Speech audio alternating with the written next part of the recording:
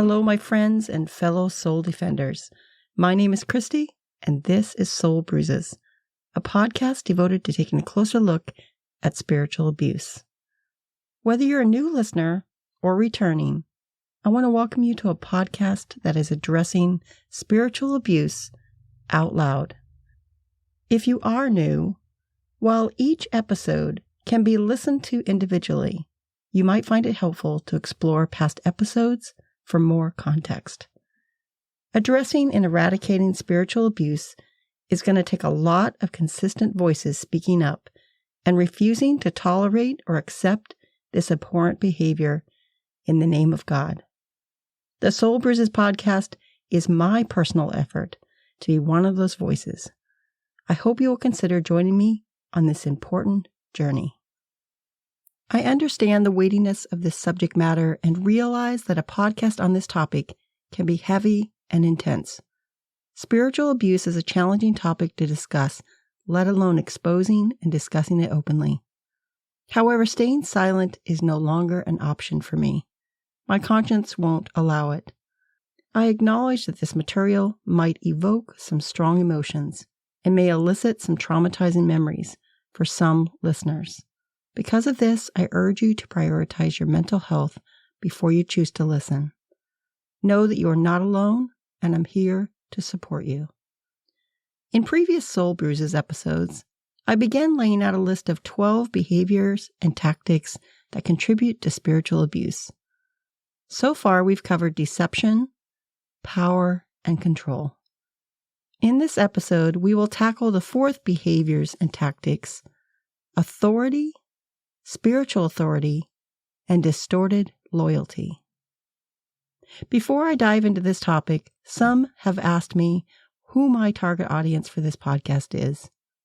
I hadn't clearly defined it in my mind and simply hoped that if it helped at least one person, I'd be satisfied with that. However, I feel a subconscious direction formulating as time passes. This topic of authority, spiritual authority, and distorted loyalty challenge the perhaps need for further clarification.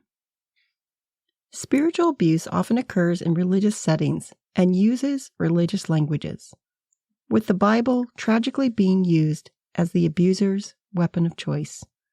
Thus, my target audience has been those who believe in God, are followers of Jesus, endorse the Bible, and are regular churchgoers.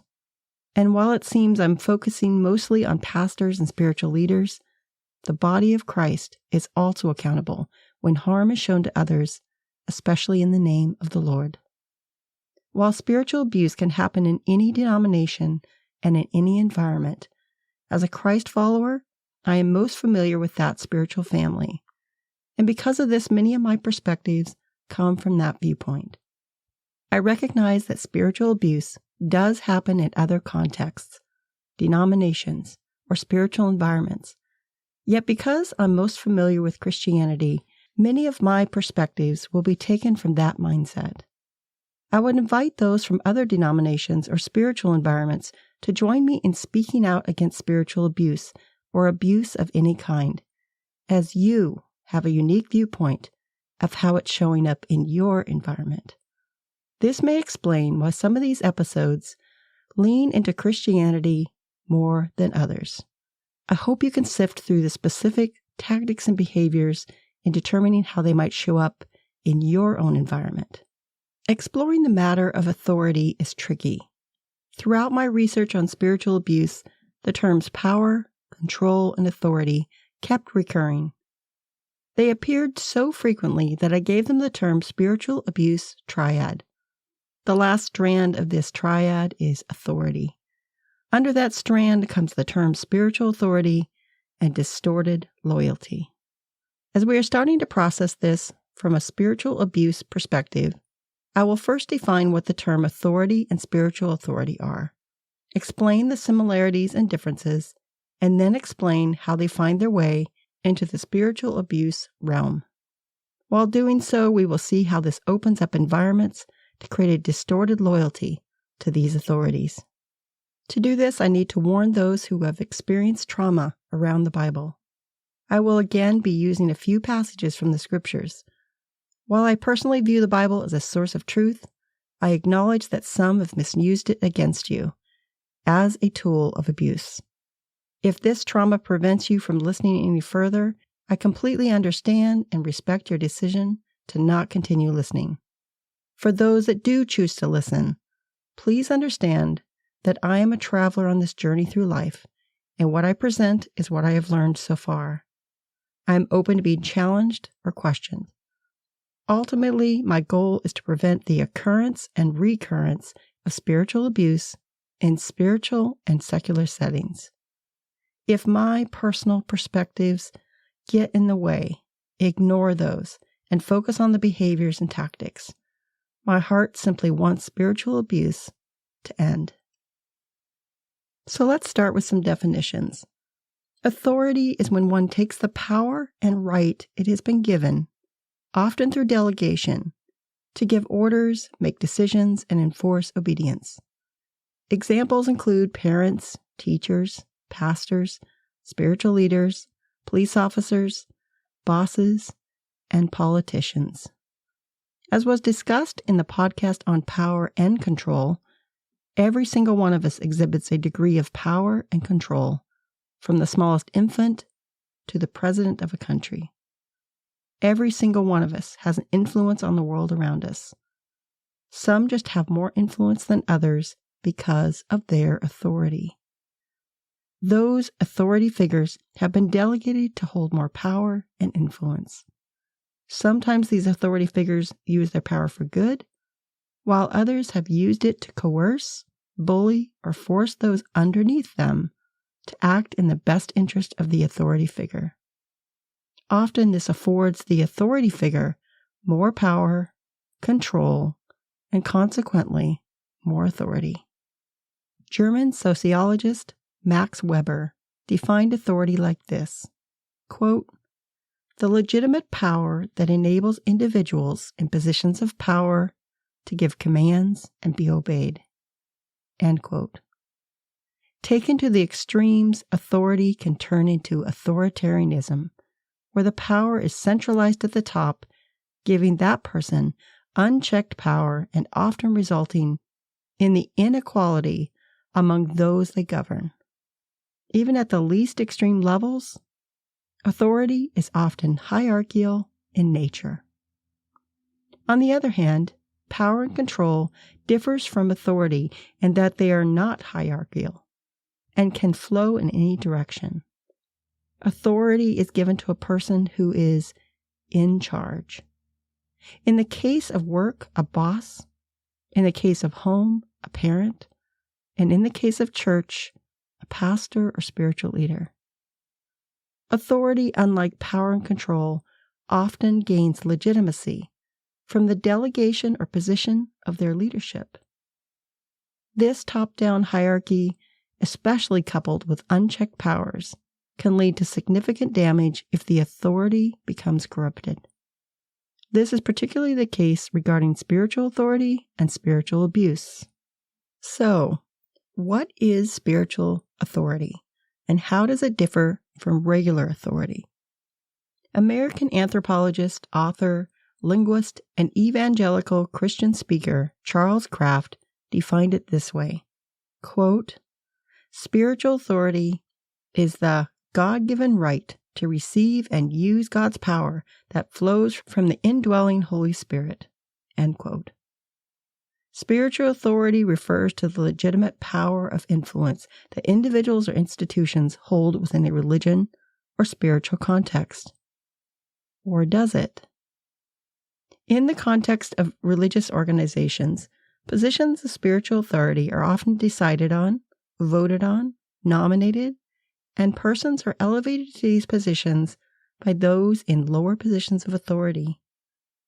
It is the recognition and acceptance of a person or organization as having the knowledge, experience, and wisdom to guide others in the matters of faith, spirituality, and religious practices. Often these people are seen as having spiritual authority. More on that in a bit. There may even be cases where a person is receiving inspiration dreams, and visions from a higher spiritual being, namely God, Jesus, or the Holy Spirit. While this may make sense in the spiritual realm, it can easily be dismissed in the secular realm. This does not inherently delegitimize or legitimize it. Clinical psychologist Diane Langberg states that many individuals who are given a leadership position, quote, have a mix of knowledge, intellect, and skill. Those, she says, increase the likelihood that a leader will be granted unfettered, sometimes automatic authority by the people they lead, end quote. Langberg explains how these traits can build up a level of trust toward that person. However, she cautions that, quote, knowledge, intellect, and skill render credibility, but without any certainty of the character of the one who possesses them, end quote. Langberg illustrated this by describing what happened to the German church. They were promised by an authority figure that he would protect their Christianity and eliminate immorality, often promises that are heard in our present day. As Langberg described, quote, the church followed the man whose words gave them hope, but failed to study and discern the character of the one who spoke them, end quote. That was none other than Adolf Hitler himself. Character matters regardless of whether one is holding a position of secular or spiritual authority. In this case, many saw Hitler holding both, a toxic combination as history has taken record of. Individuals that possess knowledge, intellect, skill, and charisma often draw people in, and it's common that these people are given an elevated spiritual authority status. However, if the leader lacks a good character, none of these qualities matter. Spiritual abuse often occurs with an individual of poor character, despite their gifts. While Hitler is an extreme case in poor character, his story should serve as a reminder that we should be cautious of those we put in any position of authority. Before diving deeper into spiritual authority, I think it's important to compare and contrast its differences with regular authority. They are similar in that they are both given the power to lead and influence. The key difference is the entity that delegated that authority. One is granted by human institutions, while the other is accessed through God. I want to note here that I personally believe that spiritual authority is something we can access through God. But how does that jive with churches and spiritual institutions elevating men, and occasionally women, to higher levels of authority and believing that equates to their level of spiritual authority? This can often be the beginning breeding ground for spiritual abuse. Another key difference is that while regular authority exists within governmental and social structures that influence laws, regulations, and civic responsibility, spiritual authority is typically found in more religious or spiritual settings that tend to deal with matters of faith, moral values, and religious practices. Regular authority is often based on positions, titles, and roles involving figures such as presidents, CEOs, and law enforcement, just to name a few. Whereas spiritual authority is rooted in the perceived divine or supernatural sources such as biblical texts or visions. It usually pertains to religious leaders, clergy, pastors, or spiritual guides. It can also be granted to whomever God or Jesus delegates, although even that can be warped by a spiritual abuser looking to elevate their own status and not God's. Regular authority is rooted in human-made laws, regulations, and social structures, whereby spiritual authority is derived from a higher power. In Christianity, that is God, Jesus, and the Holy Spirit. Unfortunately, in some cases, that higher power status is kidnapped by a human who has self-elevated their authority as a religious leader and used it to coerce and manipulate others. In extreme cases, you see this in the hands of a cult leader. In a less extreme case, you see it in a spiritual leader or pastor who is using the mismatched power dynamics and skewing them to something more favorable to them. Both regular and spiritual authority can be misused. Both run the risk of someone taking over the authority of another. In regular authority, the accountability and decision-making of someone is often subject to external oversight, with checks and balances that guide those in charge, which help to ensure integrity and principled behavior. In contrast, spiritual authority may be perceived as guided by the divine will and not subject to the same external scrutiny, leaving the responsibilities for checks and balances primarily to the person or group with a perceived spiritual authority. If there was a bleeding wound that the church has, I believe it is this: the lack of accountability or protocols in place to ensure the existence of responsible oversight and checks and balances in an organization. Whether or not you believe or don't believe you are under spiritual authority isn't the point I'm trying to stress here, but rather are you and those around you using authority or spiritual authority in a way that is not only counterproductive, but harmful. What I don't want to get lost in this difference is the fact that some authority figures can and do harm others through their positions of authority, and to be able to see these traits and take a stand against them. Or if you are in the religious realm, that you would see how they may be weaponizing their spiritual position of authority in a way that causes others to reject God altogether. While Jesus was on this earth, he set standards that were exemplified in his character.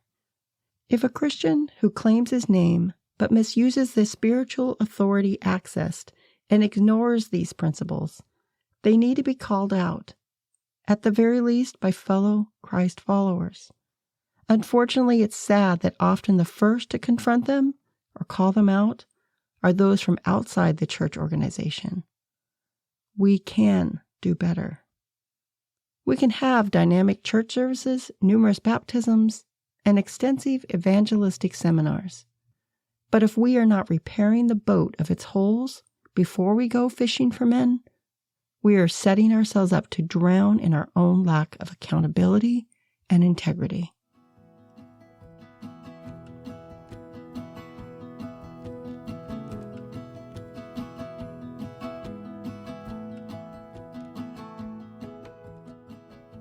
As I move forward from here, I will be addressing spiritual authority and its role in spiritual abuse. I will explain how the spiritual abuse tactics and behaviors of authority can be weaponized through others' positions of authority to cause harm, inside and outside the church.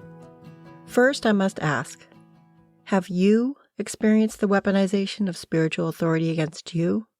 Have those in authority position over you misused their position of authority to cause harm, to spiritually abuse?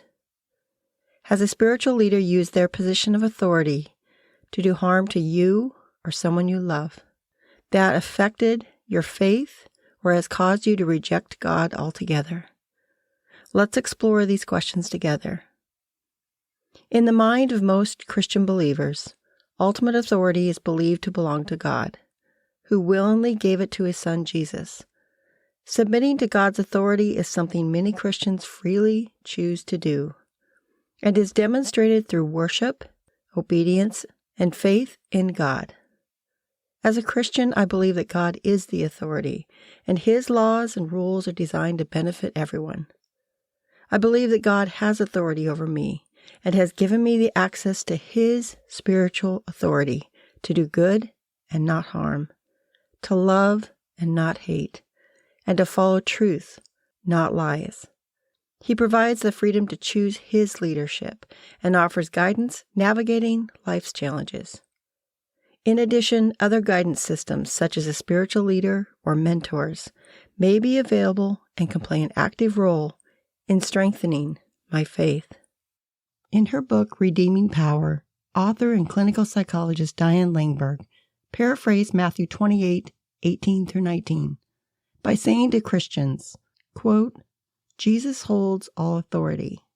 That means any bit of power you and I have is derivative, which means that something is based on another source. We are dispatched under his authority. Jesus does not give authority to us, he retains it. He is sending us out under his authority to carry out his enterprises in his way. End quote. This not only highlights the importance of recognizing that we cannot exercise spiritual authority without God's authority. We also cannot possess it. We can only access it. Should that cause us to question someone when they say, God gave me the spiritual authority to say or do that? I think so. We cannot rightfully possess spiritual authority. We can only access it from God. While I could spend the next 3 hours making a case for the spiritual authority of God and Christ, I will leave that to the theologians. Instead, I want to focus on the spiritual authority we can access as humans, as well as understanding the destruction that can result from its misuse. A shared trait amongst many spiritual leaders and pastors is their perceived possession of divine spiritual authority. They claim to speak for God and allege that they have a special connection to God that no one else has or can have. This is simply not true. We all have access to his spiritual authority. We can also inadvertently lead some to believe that whatever they say is directly from God and carries his authority. Without careful discipline of this principle, it can create such a belief that can lead the congregation to idolize the spiritual leader without even realizing it, by accepting the leader's words without even verifying them against the true source. Eventually, their words will no longer be checked with the source of truth. A humble leader constantly directs others toward the source. An honest leader reminds you that you have access to God's spiritual authority also. Take, for example, the inspiring true story of William Wilberforce, a British politician and philanthropist who used his influence to effect significant social change, despite not being a religious leader in the traditional sense.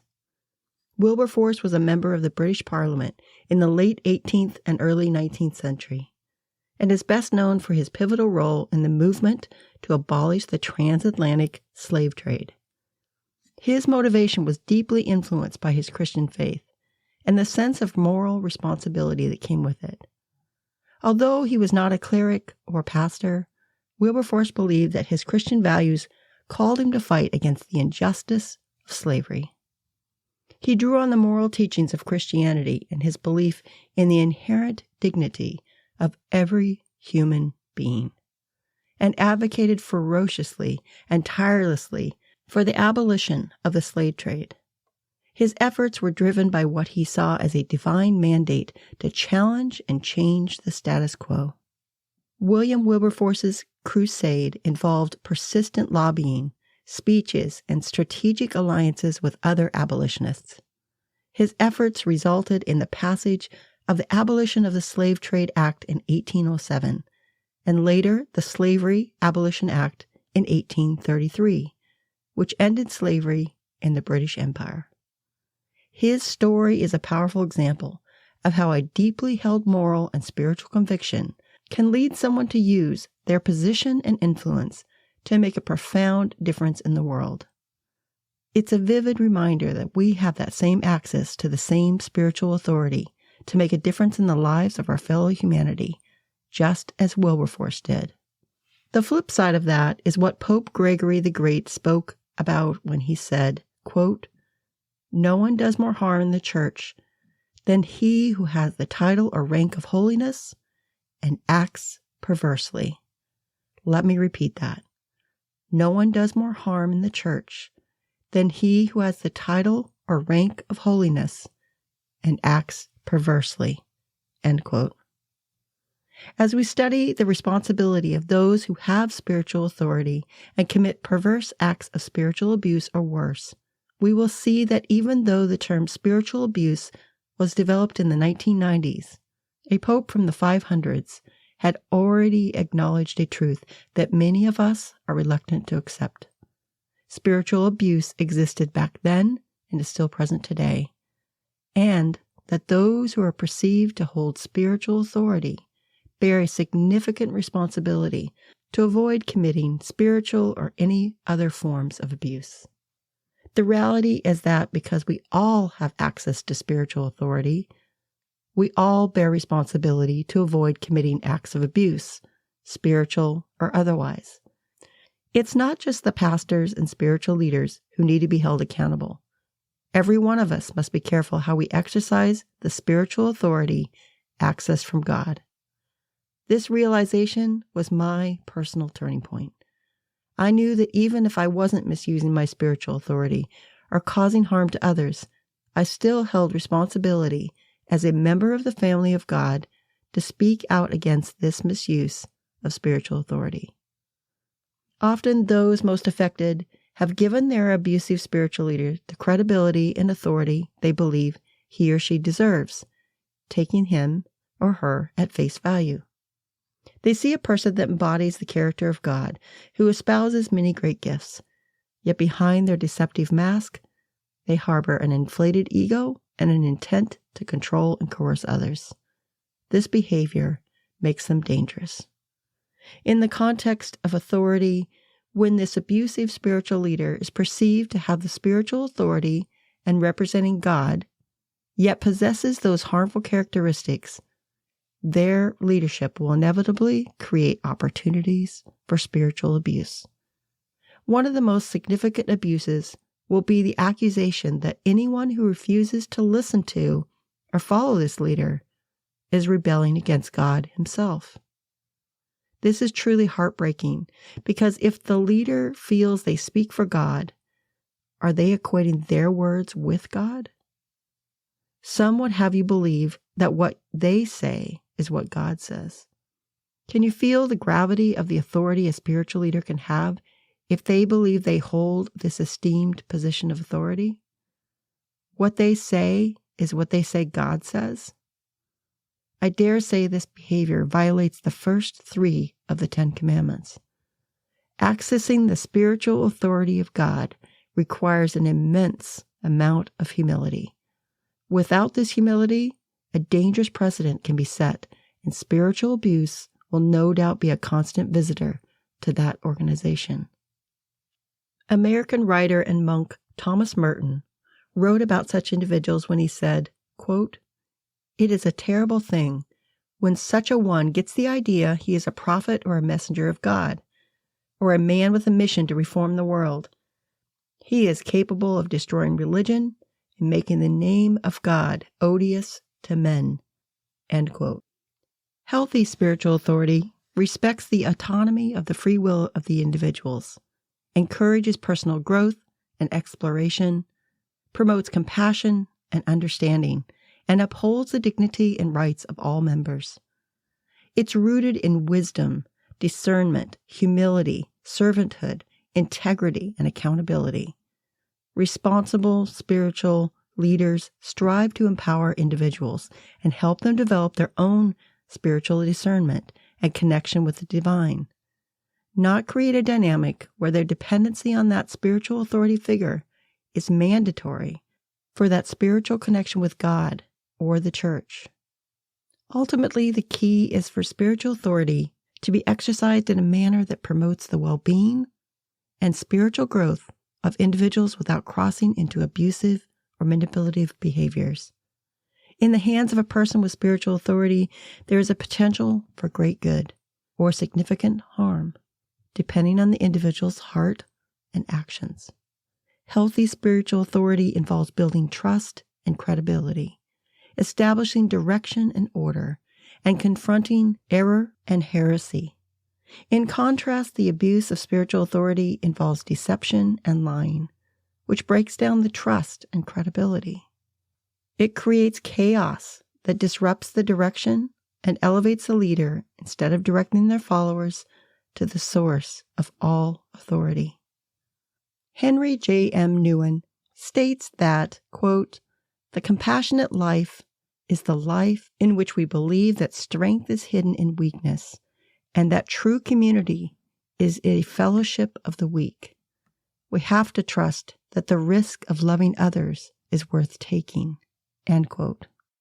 These principles of spiritual authority focus on compassion, humility, and on building a community of fellowship rather than exerting control or causing harm. The possession of spiritual authority is complicated, and as I've laid out, sometimes it's used to abuse. Perhaps God didn't intend for us to have authority, let alone spiritual authority. Author Michael J. Kruger's response in his book Bully Pulpit would prove otherwise. He stated, quote, "Jesus, who was the Son of God, addressed the problem of abusive authority, but not in the way we might expect. He didn't say, the solution here is to eliminate all positions of authority, and then there'll be no more abuse.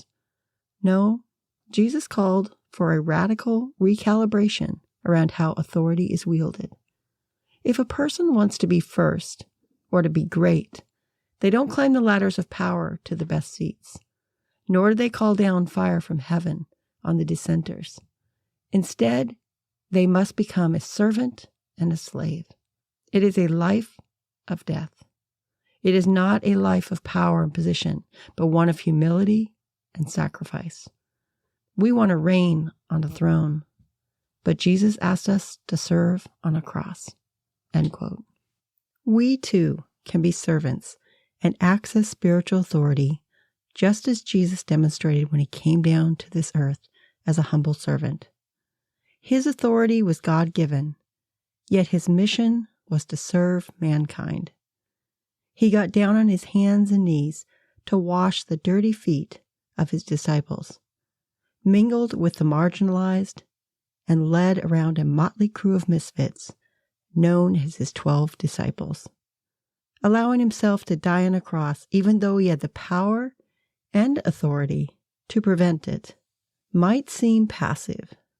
However, his crucifixion happened because he stood up against the powers of his day that misused their authority against others.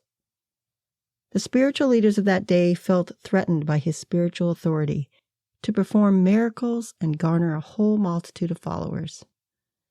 Jesus stood up against the injustices of the authority of his day, drawing the ire of those in power. Even his own followers thought he was going to take over control, overcome the powers of that day, and place himself in the authority of being their king. Yes, his life reflected the profound truth that genuine authority is not found in lofty religious heights or celebrity pastor fame, but in humble service and selfless sacrifice. Author and podcaster Herb Montgomery characterized Christ's death on a cross this way, quote, "The cross reveals the violence inherent in the Roman system, and yet the focus need not be on the fact that Jesus was executed. It should be on the fact that he resisted in the face of a threatened empire that dealt him execution on the cross. The teachings of this Jesus call us to resist in the face of threats too." End quote. The cross became about Jesus' resistance to how the world was using their power, control, and authority. So standing up against abusive authority will not be without resistance.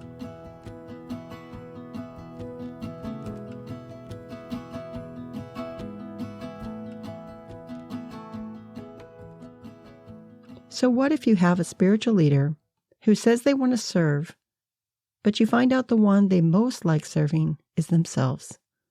You have a significant problem.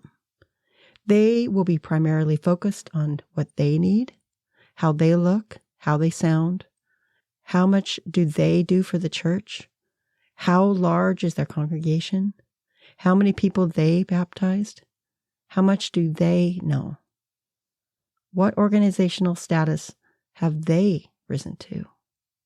True spiritual leadership is about leading others to the true source of spiritual authority, rather than using their measure of spiritual authority and position to dominate or harm other human beings. Why is serving so important when it comes to spiritual authority? To truly wield God's authority, we must humble ourselves and submit to his divine will. Failure to do so can lead to disastrous consequences. When pastors, spiritual leaders, or any of us choose to go our own way, we risk not only our relationship with the Almighty, but also the well-being of the congregation or spiritual organization. The danger increases when leaders adopt authoritarian methods, demanding strict adherence to their authority at the expense of personal freedom, choice, or agency. Equally threatening is when authority is non-existent, leading to a lack of structure and an absence of accountability. Author Michael J. Kruger speaks how some churches have, quote, shifted to a more organic form of ministry, where there's little accountability or oversight of the flock, while still other churches have gone the opposite direction, and intent on preserving their authority, have decided it's best to clamp down even harder, showing people how seriously they take their authority and how they won't bow to the spirit of the age. Like an insecure father with a rebellious teenager, they figure they better show them who's boss. Neither option is biblical. End quote. Both ways are destructive in their own right. Both bet on the abusive concepts of legalism for the clamping down harder moves, and complacency for the lack of structure and accountability of anything goes.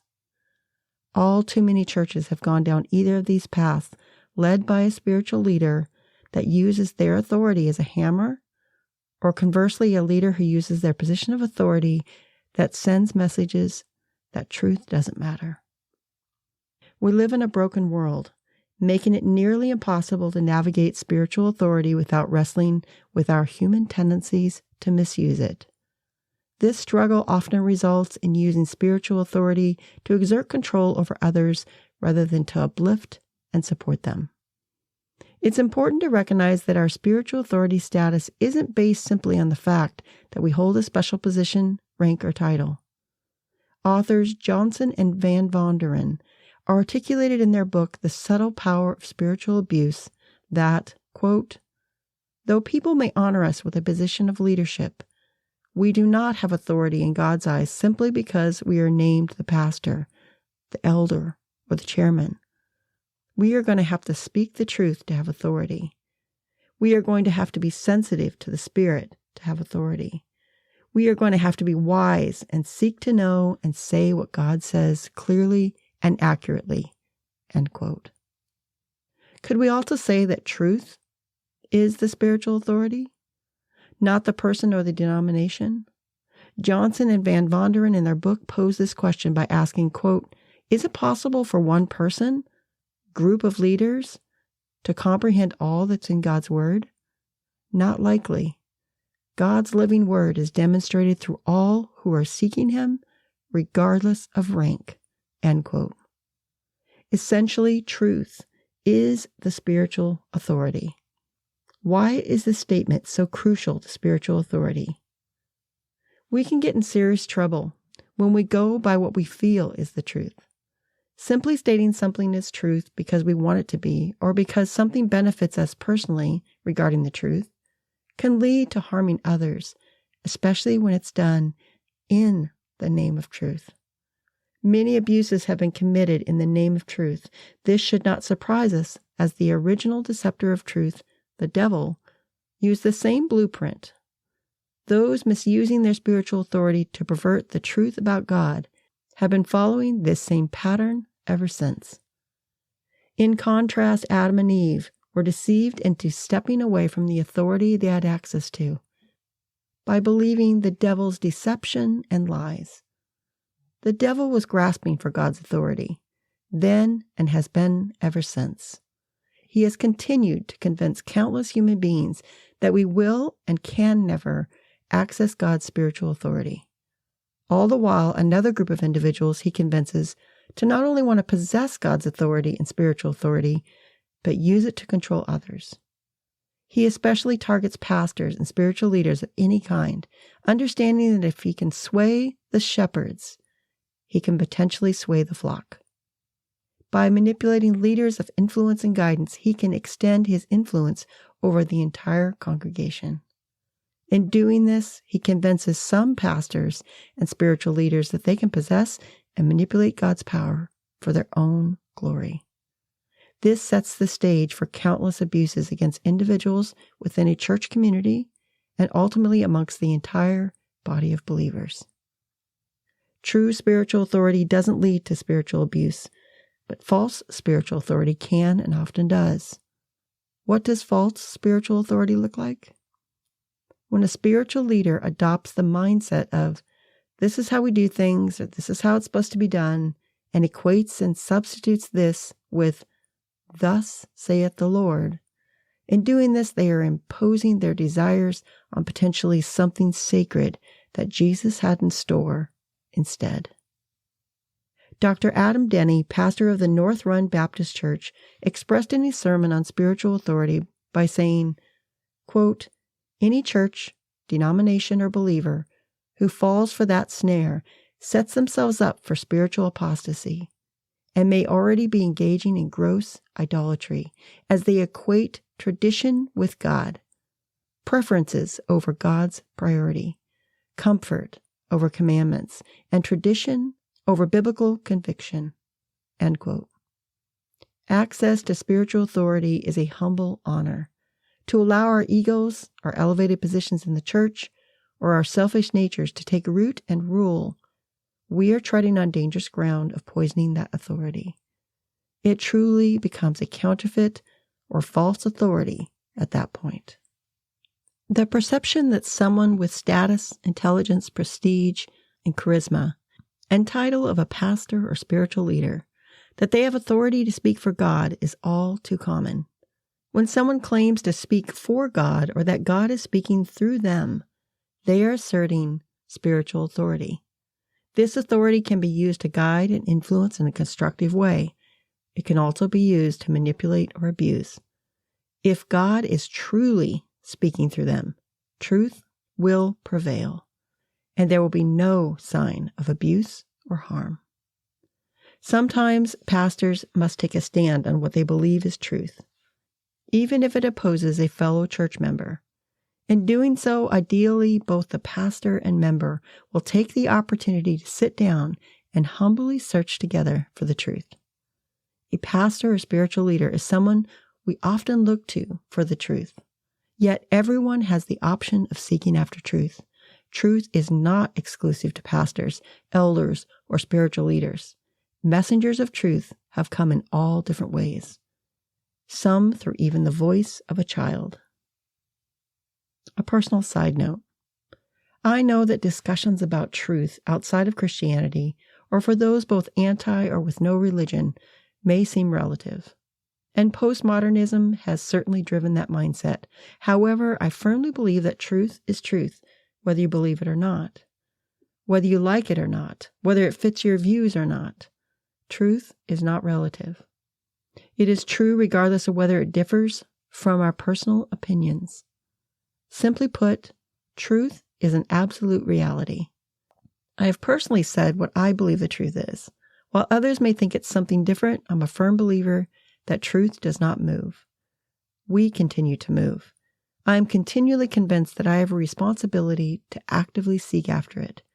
This pursuit is not to gain spiritual authority, but that I will know and recognize spiritual authority when I see it. By doing so, I can align myself with what is true, all the while acknowledging the importance of humility in my search for truth.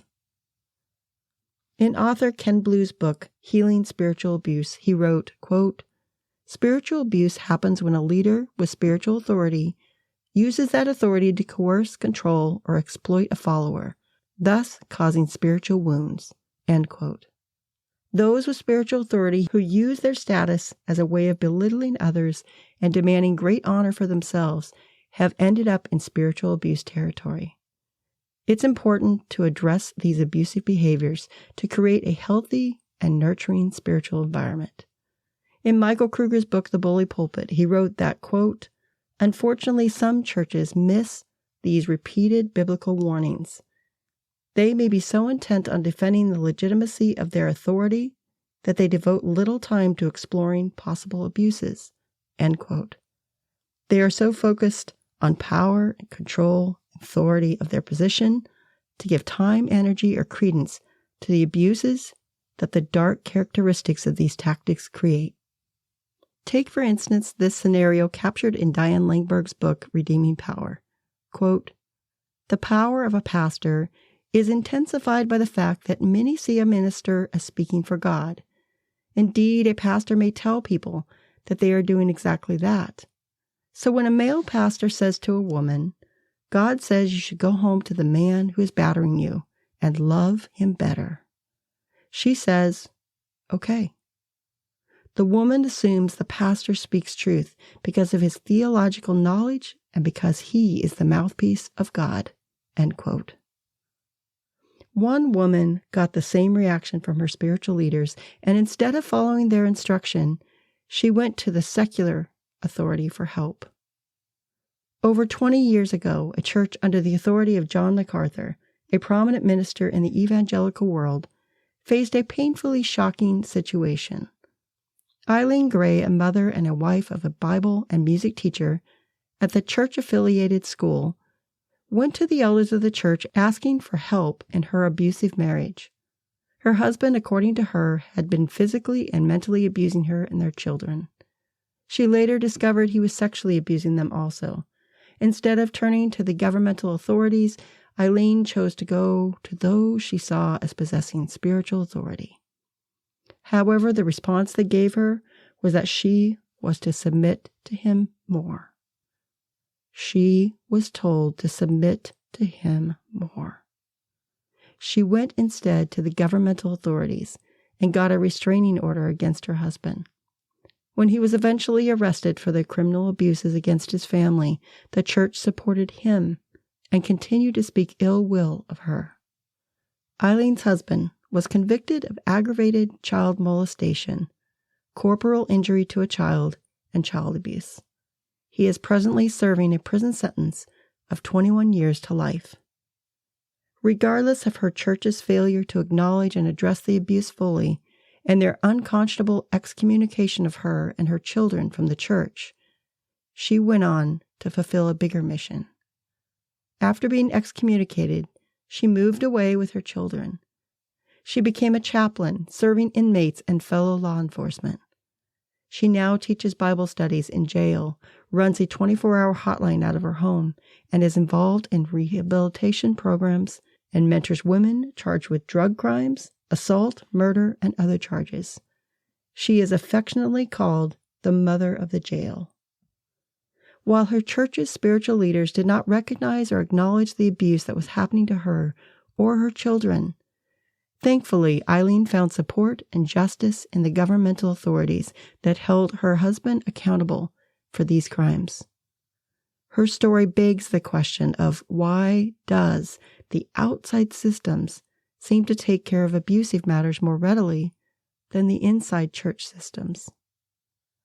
Fortunately, Eileen came to the realization of her own access to spiritual authority and is changing the lives of those behind prison bars, talking to numerous women that are in a similar situation to the one she was in.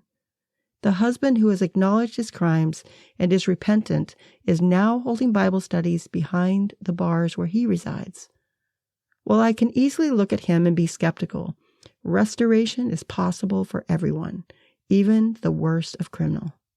What both baffles me and saddens me the most was to hear that the church where this all took place continues to support the husband and not the wife, highlighting that we as a church have so much more room for growth.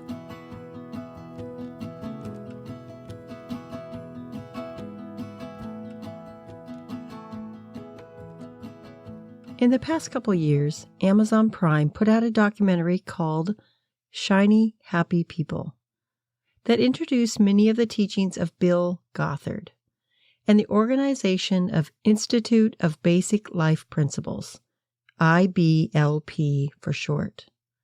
Among the concepts he promoted were fundamentalistic homeschooling, courtship, umbrella of authority, and others. The concept of the umbrella of authority is a Gothard teaching idea that in order to be protected from the devil, one must practice absolute obedience to those higher up in the chain of authority. This idea is rooted in the patriarchal structure, where the authority is visualized in a hierarchical ranking of umbrellas. The smallest and lowest umbrella represents the wife, who is responsible for the care of the home and the children beneath her. Over her is the husband's umbrella, which is larger and represents his role of being in charge of protecting and providing for the family. The largest umbrella of them all symbolized the God umbrella. While this may sound innocent and straightforward, this structure, when taken to the extreme, which often happens in abuse cases, is far from benign. This was vocalized by Jill Duggar Dillard in her and her husband's book, Counting the Cost. There she described how her family was a hierarchical system, where God was top and her father was over his wife, her mother, and the rest of the family. According to her, this led to a restrictive, controlled environment, where even questioning authority was rebellious and dangerous, often leaving her to feel trapped and without a sense of personal autonomy.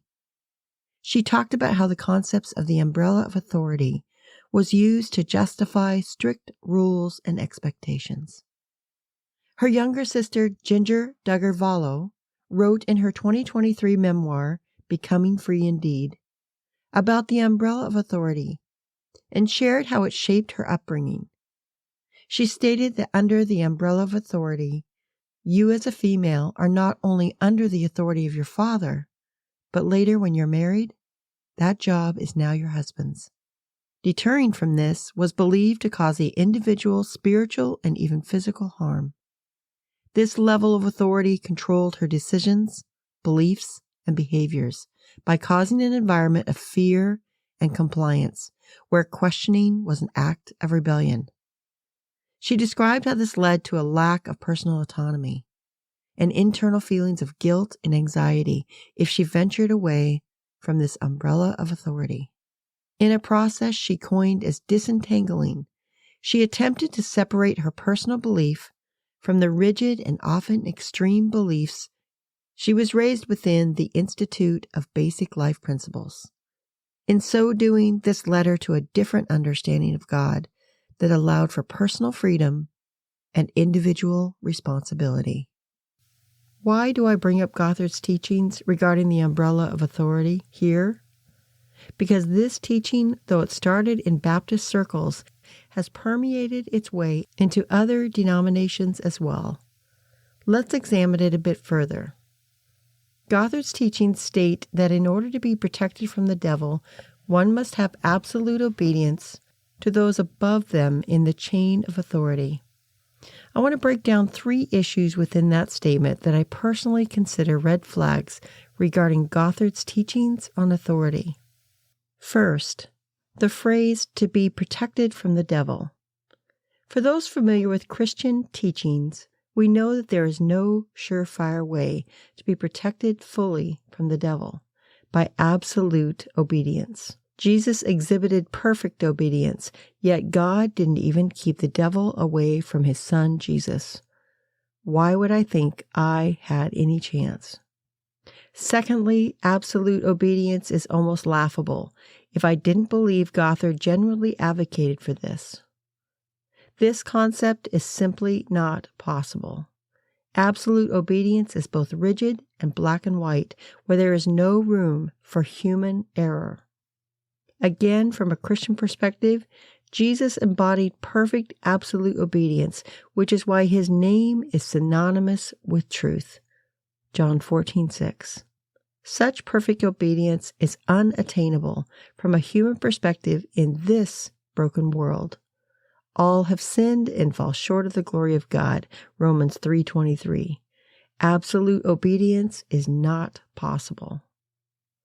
And lastly, regarding the chain of authority, Gothard's depiction of the umbrella of authority reveals a distinctly male-dominant, top-down, patriarchal approach, where the female is subservient in authority and obedience to the male.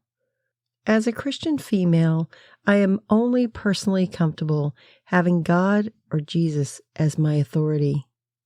To some, that might sound antagonistic or appear as if I have some contempt or prejudice against men. Quite the contrary.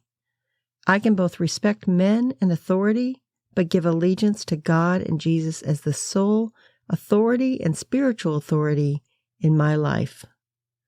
I know the patriarchal system can be a complex and sticky subject, so I will not delve into that further here, although it will no doubt be the topic of a future Soul Bruises episode. In regards to distorted loyalty and its relationship with authority, it can be characterized as such. In systems and organizations like the IBLP, leaders like Bill Gothard and other authoritarian leaders tend to attract a group of close followers who are agreeable, non-confrontational, essentially yes men and women. These faithful supporters march forward with a common purpose, creating a system that gives a mutual advantage to both the leader and the close followers. For those that use their authority to rule at all cost, this dynamic is present.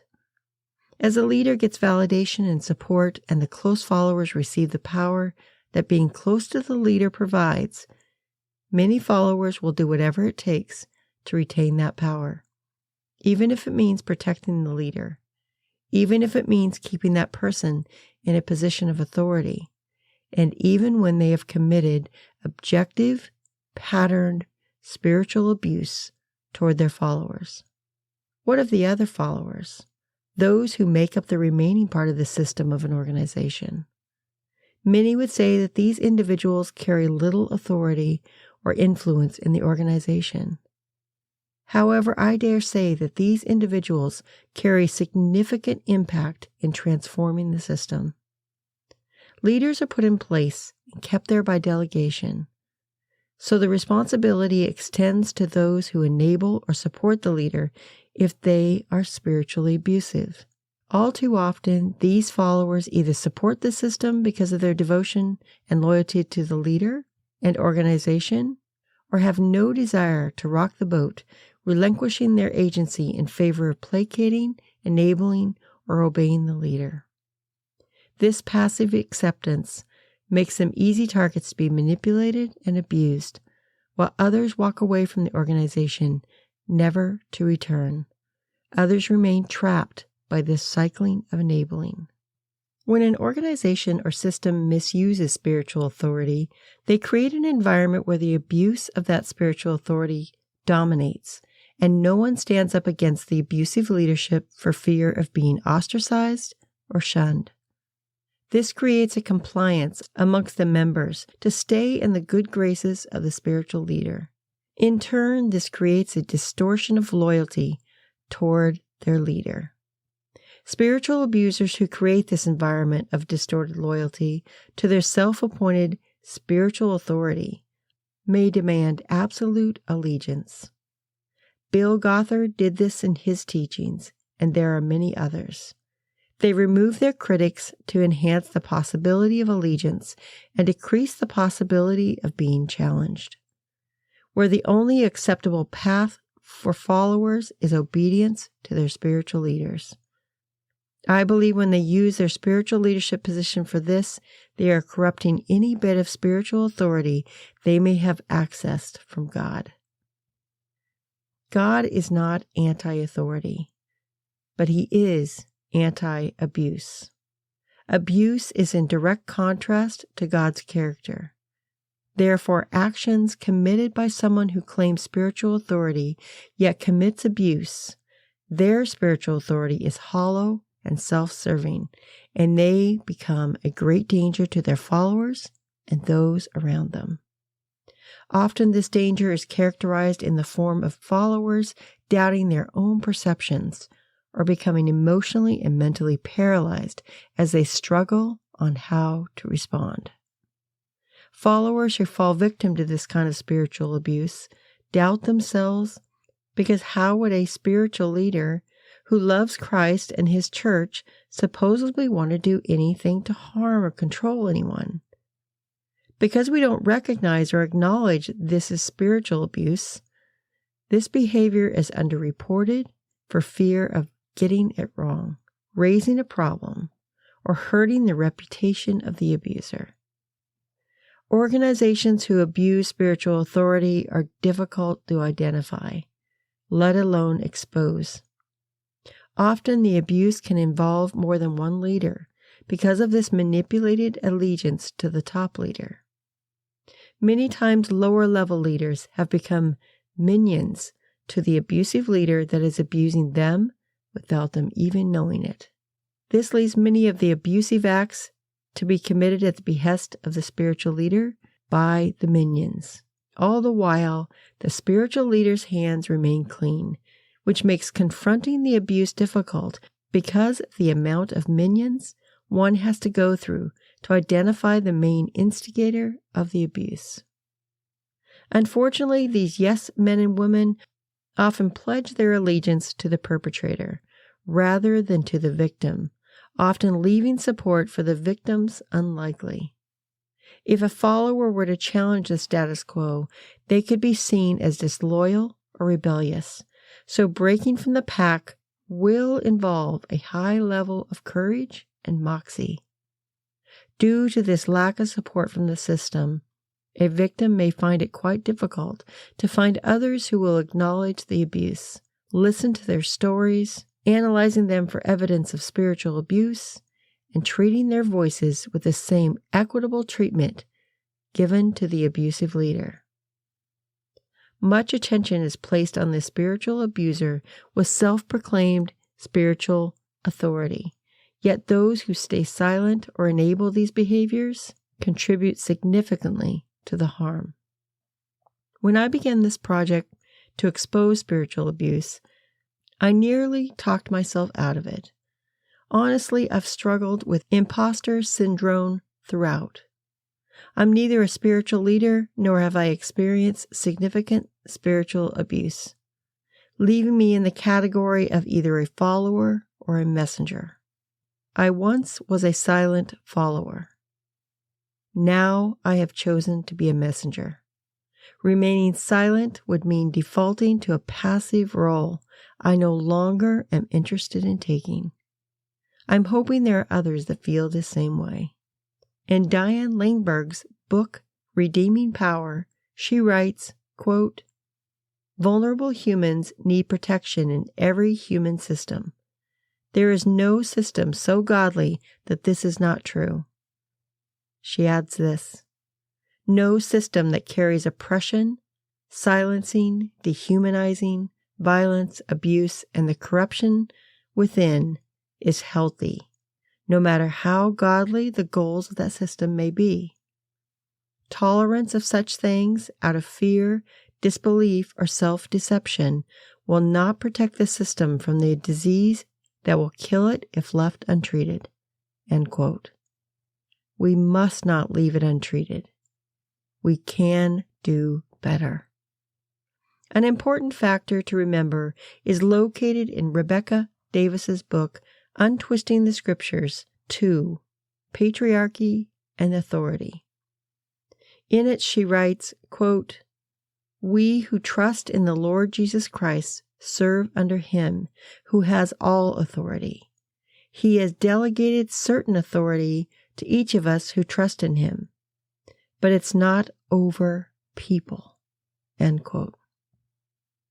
This episode on authority has surprisingly been one of the hardest to write for reasons too numerous to mention. I am as much a student of this topic as I am a messenger.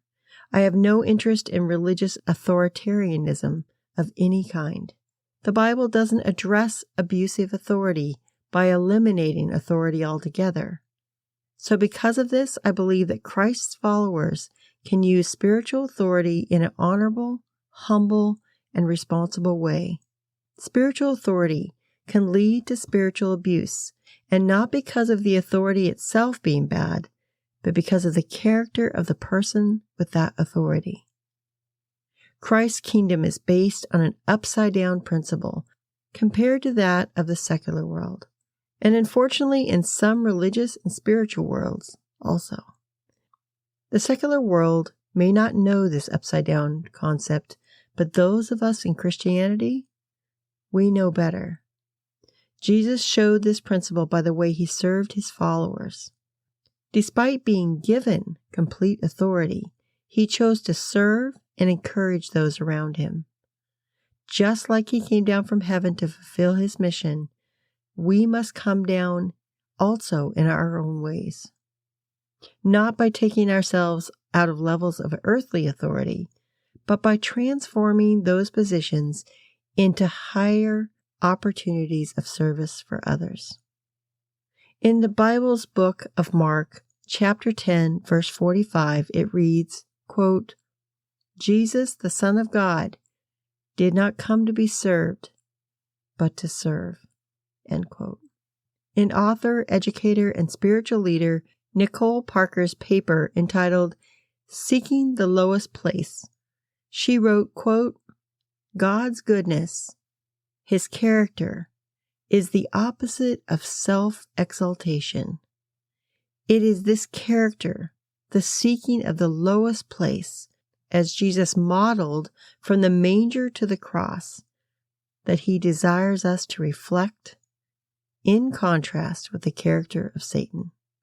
End quote. Seeking after Christ's character would seem a mighty fine place to start. Before I go, I had mentioned in the previous podcast that while I am addressing very uncomfortable issues within the church, I plan to mention some factors that create a healthy church. A great resource out there is Scott McKnight and Laura Barringer's book, A Church Called Tov. Tov means good in Hebrew. In the book, they have laid out 7 components to cultivate a healthy culture. Over the next 7 episodes, I will end each with a nugget of hope and healing.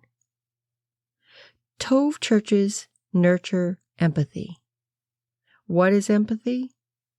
When we are trying to feel another's pain, we are expressing empathy. When we have a desire to alleviate the suffering, we are experiencing compassion. Often, empathy and compassion go hand in hand. A church that expresses these virtues looks like a church, quote, designed by God to wrap its arms around the poor, the oppressed, and the needy of this world because, like Jesus, we want to alleviate their pain, end quote. Some examples of this are widows, widowers, single parents, the physically challenged, women, the depressed, the anxious, the elderly, the divorced, the poor, or people of color, just to name a few. According to the authors McKnight and Barringer, quote, churches that follow Jesus don't simply take up a cause for one specific group. They develop a culture in which they hear the cries of all the distressed, all the wounded, and respond with compassion.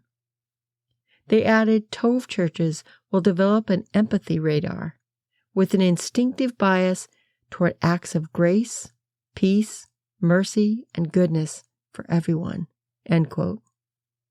With the input of empathy and compassion into your church, you can create a culture where everyone feels seen, wanted, and appreciated. The authors of Church Called Tov further explained that in a Tov environment, quote, when they bring their woundedness with them, they will be embraced and enfolded and responded to with grace and mercy. And if they bring allegations of abuse, they will be believed, comforted, and supported. The truth will be pursued and upheld even if it leads to the courts of power. The Tov church will not protect the institution at the expense of what has happened and protect the abusers. And the Tov church will do everything it can not to rewound the wounded. Empathy and compassion demand no less, end quote.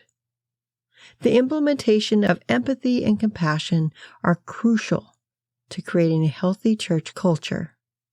It's essential for building strong and authentic relationships where people feel seen, heard, valued, and cared for, where they feel the support of others and the mutual respect and kindness that such a culture creates. that they feel they're in an inclusive and healing environment. Empathy and compassion are vital virtues to a healthy church. An example of this is the inspiring story of St. Vincent de Paul Catholic Church in Baltimore, Maryland. This church, established in 1840, is one of the oldest Catholic parishes in the United States, but its significance extends far beyond its historical roots. The church is well known for its unwavering commitment to serving the homeless and those in need, embodying empathy and compassion in a deeply impactful way. In the late 1960s, Baltimore was grappling with the challenges of urban decline, poverty, and social uprising. Instead of retreating inward, St. Vincent de Paul decided to take action, led by their pastor at the time, Raymond E. Kelly. The church began to open its doors to the homeless population of Baltimore. They transformed their basement into a makeshift shelter, offering a safe place for people to sleep, something that was desperately needed in that city. Over time, what began as a temporary solution evolved into a comprehensive program aimed at addressing the root causes of homelessness. The church established the soup kitchen, which not only provided meals but also became a place of community and support for those who had nowhere else to turn. Volunteers from the parish and the surrounding community came together to prepare and serve meals, engage with the guests, and offer a listening ear. St. Vincent de Paul's approach was grounded in empathy. They recognized that their guests needed more than just food and shelter. They needed dignity, respect, and a sense of belonging. The church worked to build relationships with the homeless individuals they served, understanding their stories, challenges, and needs. This approach helped to create a sense of community and trust between the volunteers and the guests. St. Vincent de Paul's church's work has had a lasting impact on the Baltimore community. Their programs have grown to include not only the soup kitchen and shelter, but also job training, addiction counseling, and advocacy for affordable housing.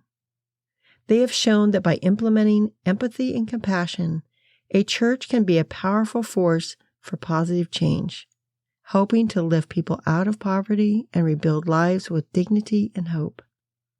This story at St. Vincent de Paul's Church is a testament to what can be achieved when empathy and compassion are put into action, creating a lasting legacy of love and service.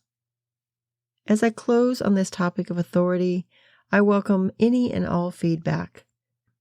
I know these topics can get complicated really fast, but as you listen to them, I hope you will keep an open mind to potentially a different perspective. If you learned something new through the listening of this episode, please pass it on. We have to stand together against the soul-bruising acts of spiritual abuse. If you know someone that has indeed been spiritually abused, or if you believe that has been your experience, I hope this podcast can be helpful to you or to those you know. If you know someone that has indeed been spiritually abused, or if you believe that has been your experience, I hope this podcast can be helpful to you and to them. If you have experienced spiritual abuse through the manipulation of authority by someone in leadership, I am extremely sorry. It's such an ugly abuse of power and position, and upside down to what was intended by God. If you've been abused either through the abuse of someone in authority or by someone else, there is a number of resources you can reach out to for support. The National Domestic Violence Hotline offers a toll-free number of 1-800-799-SAFE with a chat option on their website. I also want to mention here an organization called GRACE, which stands for Godly Response to Abuse in Christian Environments. The heart at the core of Grace's mission is to empower Christian communities to recognize, prevent, and respond to abuse. They have many resources on their site that you might find helpful as an individual or as a church. I also want to challenge the Christian church-going community to, instead of being in league with an authoritarian spiritual leader who is committing acts of any form of abuse, to call it out. Refuse to let it continue and protect the vulnerable amongst you. And for those that feel I am only focusing on pastors or spiritual leaders, either in this podcast episode or others, please know I am not naive that the abuse can go the other way also. Abuse towards clergy is also present, and I'll be addressing that in a future episode. If you are a pastor or spiritual leader and you feel like this has been your story, please contact me and let me know how I might address this most responsibly.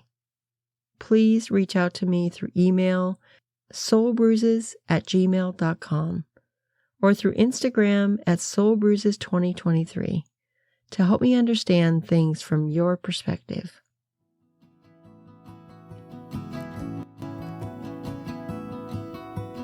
Thank you for tuning in to this podcast. I wanted to give you a sneak peek of some upcoming podcast episodes. The next tactic and behavior of spiritual abuse that will be discussed is indoctrination and mind control, followed by a potential bonus episode on heavy shepherding. I will also explore the tricky topic patriarchy, headship theology, and complementarianism, as well as an episode on the term Darvo and discussion of whether we should use the term victim or survivor. So the podcast has a full agenda ahead. I will also be interviewing 2 special guests, so stay tuned. This is Christy Hodson, and you've been listening to the Soul Bruises podcast. Until next time, be human, be kind, be both.